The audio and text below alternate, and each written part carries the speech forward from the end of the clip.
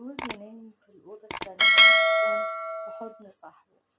ازاي وصلت للوضع ده وازاي بخونه دلوقتي؟ صاحبة القصة بتقول أنا عندي 30 سنة، اتجوزت وأنا عندي 24 سنة بعد خطوبة دامت حوالي سنة كاملة. جوزي حسام كان شاب عادي، ملوش في التدخين ولا قعدة القهاوي، وكان شغال موظف في شركة خاصة، ودخله الحمد لله كويس ومستقر، وأهله ناس محترمين جدا. وجوازي كان عادي جدا جدا، ما كانش فيه أي قصة حب، لأن معرفتي بيه كانت عن طريق بابا، وهو يبقى ابن صاحب بابا في الشغل. كان مجرد جواز عادي، وقلت أهي جوازة والسلام، خصوصا إن اللي أنا كنت بحبه للأسف بابا رفضه، وأهلي كانوا شايفين إن حسام ده عريس لقطة، شاب محترم وعنده وظيفة كويسة وابن ناس ومتدين، وكان بيظهر قدامهم بصورة الراجل اللي كنت كل بنت تتمناه، خصوصا إنه كان دايما في فترة الخطوبة لما كان بيجي يزورنا كان بيجيب لنا حاجات كتير وهو جاي، وكان باين عليه الكرم جدا. وأنا بصراحة كنت متربية على فكرة إن الراجل أهم حاجة فيه يكون كريم ومحترم وبيخاف ربنا، وإن الحب ده هيجي بعد الجواز، وإن الست الشاطرة هي اللي تقدر تكسب قلب جوزها. ومع الوقت حسام بطبعه كان هادي جدا وقليل الكلام، يعني مش من النوع الرومانسي اللي يعرف يقول كلام حلو ولا حتى يكتب رسالة حب ليا. بس كنت فاكرة إن دي كلها حاجات بسيطة، وإن أنا هعرف أتعايش معاها. كنت دايما بقول لنفسي إن الحب مش كلام، الحب أفعال، وهو راجل محترم يبقى راجل البيت، وده اللي يهمني. وبالفعل اتجوزنا وسبت بيت أهلي، وبدأت حياتي الجديدة في شقة صغيرة. وفترة الجواز الأولى كانت هادية جدا، يمكن إن ده أهدى من اللازم، ما فيهاش أي لحظات رومانسية. وبصراحة كنت متضايقة جدا من الوضع ده، ومع الوقت بدأت أحس إن في حاجة ناقصة. الحياة فضلت ماشية زي ما هي، والأيام بتعدي بنفس الروتين البارد، نفس الإهمال ونفس الوحدة اللي أنا كنت حاساها وأنا عايشة وأنا مع حسام تحت سقف واحد. كنت خلاص بقى سلمت بالأمر الواقع، وقلت لنفسي إن هو ده نصيبي ولازم أرضى بيه، لحد ما حصلت المصيبة الكبيرة. كان يوم تلات، أنا فاكرة اليوم ده كويس أوي، لأنه كان أصعب يوم مر عليا في حياتي.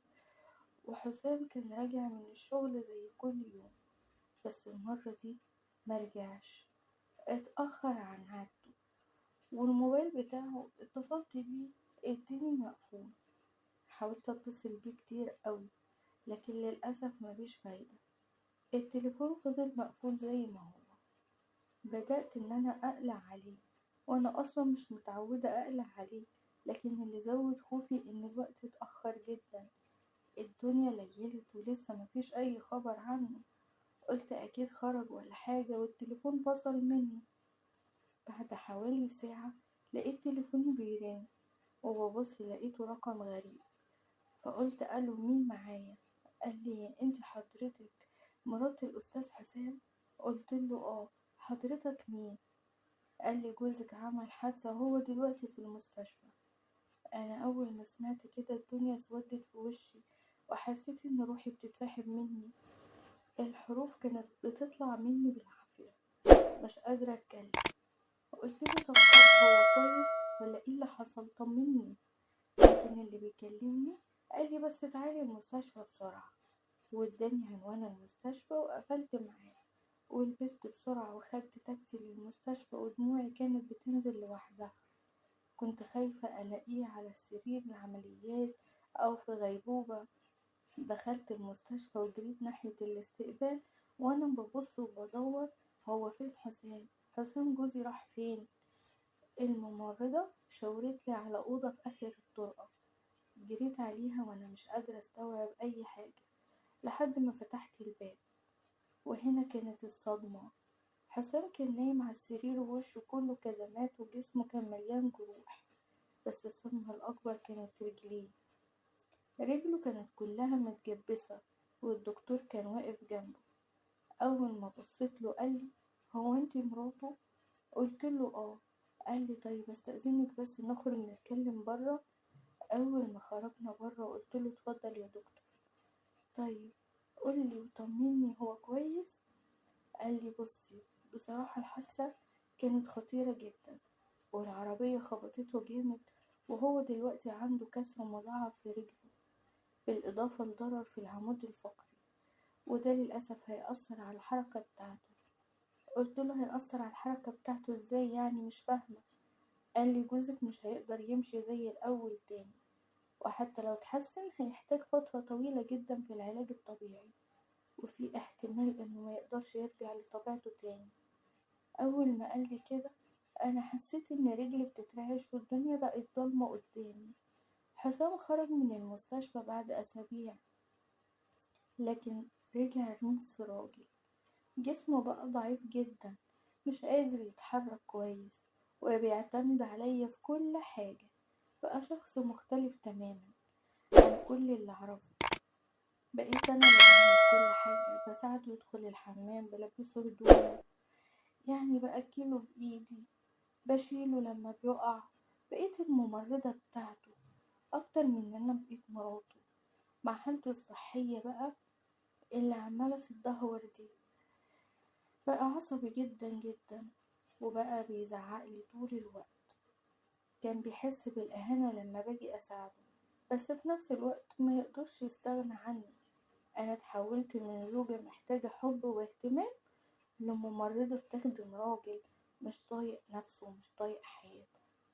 أنا ست وعندي مشاعر، عندي احتياجات كتير، عايزة أحس إن أنا أنثى، ومحدش ولا شايف ولا حاسس بده. كنت حاسة إن أنا ميتة بالحياة، متجمدة. الوحدة كانت بتاكلني من جوه، والروتين بتاع كل يوم كان بيدمرني. لحد ما ظهر صاحبي. الحياة مع حسام كانت صعبة أوي بعد الحادثة، كانت كابوس بمعنى الكلمة. أنا مش ببالغ لما أقول إني كنت بعيش في سجن، بس الفرق إن أنا مش بس سجينة، أنا كنت السجان كمان. حسام بقى إنسان تاني، فقد رجولته قدامي، بقى شخص محطم وعصبي ومتجبر على عجزه، ومش شايف غير نفسه وبس. أنا كنت شغالة خدامة بمعنى الكلمة، شغالة ممرضة، شغالة أي حاجة غير إن أنا إنسانة وليها مشاعر. البيت كان كئيب جدا، والحياة بقت كلها أوامر ونرفزة وزعيق، وكأن حسام عاوز يخليني أعاني زيه بالظبط. كنت بشتاق لأي كلمة حلوة، لأي لمسة حنينة، لأي حد يبصلي كست مش كمسؤولة عن راجل مشلول. كنت بكتم كل ده جوايا، وأقول أنا غلطانة. هو أنا ذنبي إيه إن أنا لو مكانه هتصرف إزاي؟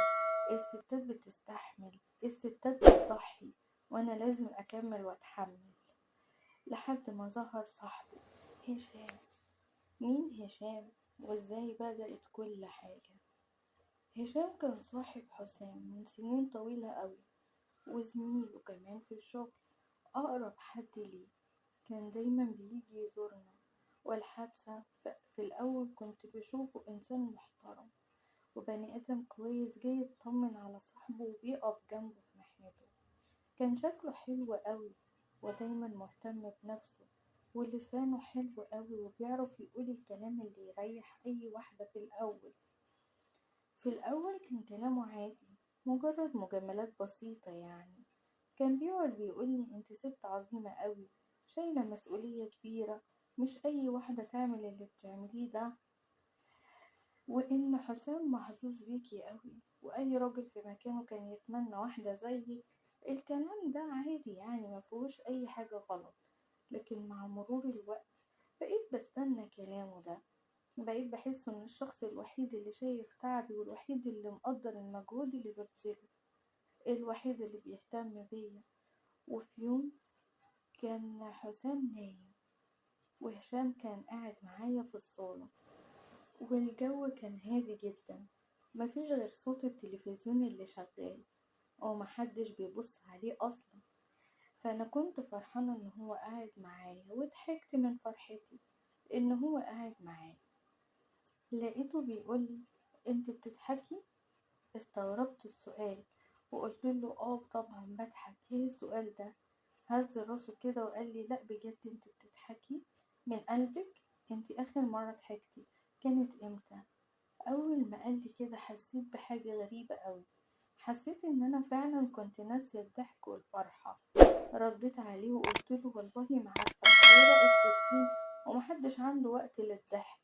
فضل باصص في عينيا كتير وقال لي خسارة الضحكة لايقة عليكي أوي. حسيت إن جسمي كله اتكهرب أول ما قال لي كده. إيه اللي بيحصل وليه؟ قلبي دق كده ليه؟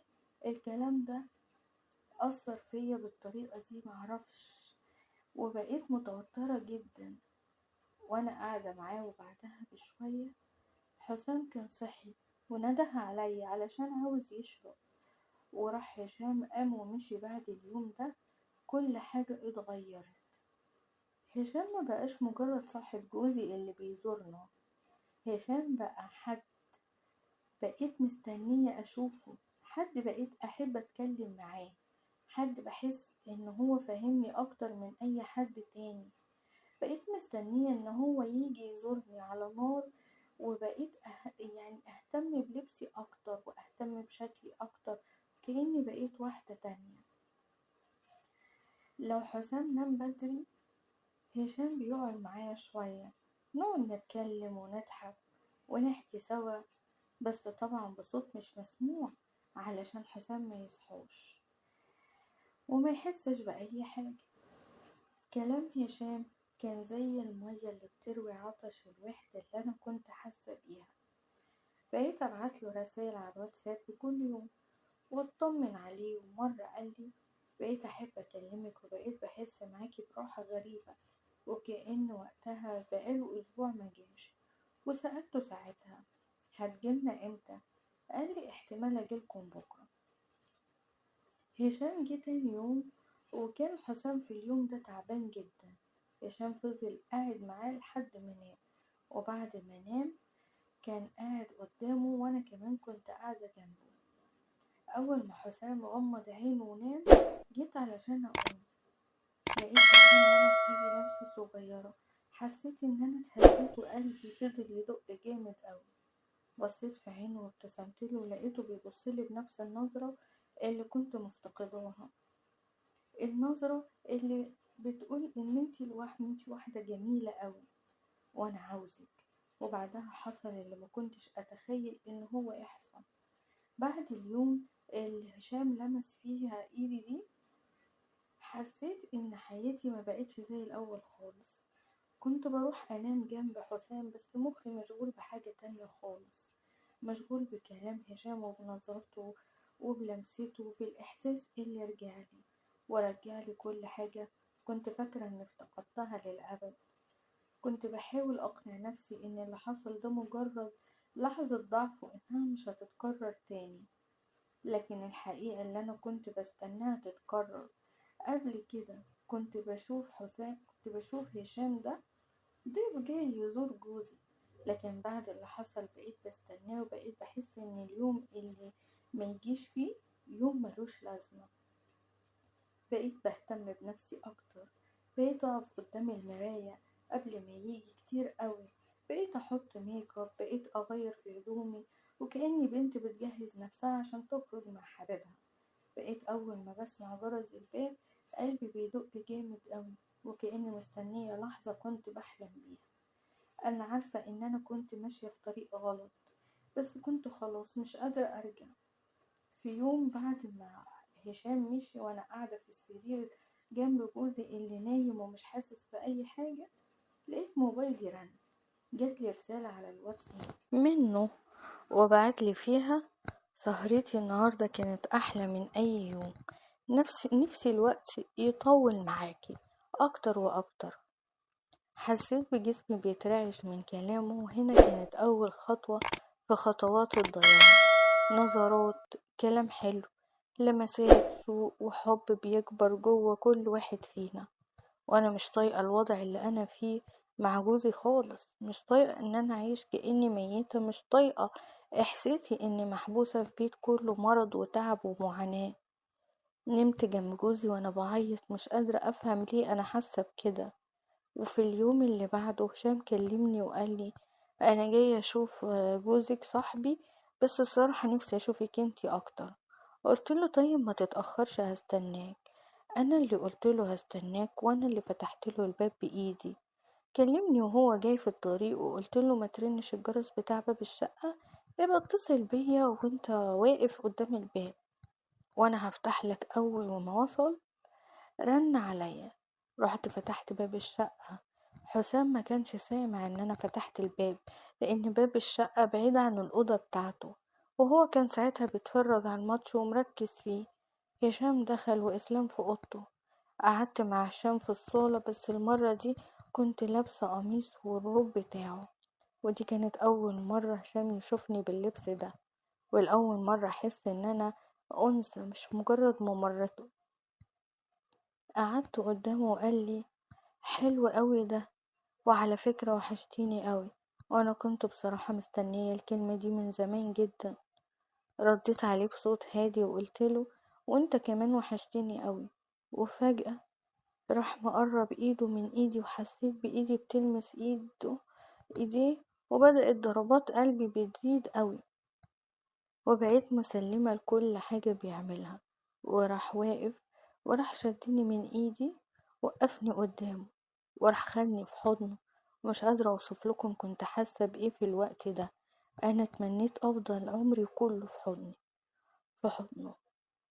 حبيت كل حاجة بيعملها معايا، وحسيت اني برجع للحياة من تاني، وهو بيعمل كل حاجة وانا واقفة مش قادرة اعمل اي حاجة من اللخبطة والسعادة اللي كنت فيها. لحد ما دخلنا اوضة بعيدة تانية، بعيدة عن اوضة حسام، علشان ما يسمعش اي حاجة. وحصل بيني انا وهشام كل حاجة ممكن تتخيلوها. بعد اللي حصل قعدنا ساكتين شوية، مفيش حد فينا قادر يتكلم. كنت حاسة بحاجة غريبة، حاسة اني ارتحت ومبسوطة، وفي نفس الوقت حاسة بالذنب. انا كنت حاسة اول مرة من سنين اكون مبسوطة وسعيدة قوي كده، لكن في نفس الوقت ضميري كان بيأنبني قوي، وما بقتش عارفة اعمل ايه. حسام نزل من عندي اليوم ده بعد ما خلصنا، بقى يجيلي كل فترة، والموضوع بقى بينا عادي جدا. وانا